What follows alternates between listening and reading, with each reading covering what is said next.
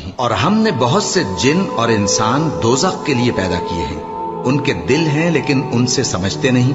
اور ان کی آنکھیں ہیں مگر ان سے دیکھتے نہیں، اور ان کے کان ہیں پر ان سے سنتے نہیں۔ یہ لوگ بالکل چوپایوں کی طرح ہیں کہ تم پر رحم کیا جائے، اور اپنے پروردگار کو دل ہی دل میں عاجزی اور خوف سے اور پست آواز سے صبح و شام یاد کرتے رہو، اور دیکھنا غافل نہ ہونا۔ جو لوگ تمہارے پروردگار کے پاس ہیں وہ اس کی عبادت سے روگردانی نہیں کرتے، اور اس پاک ذات کو یاد کرتے اور اس کے آگے سجدے کرتے رہتے ہیں۔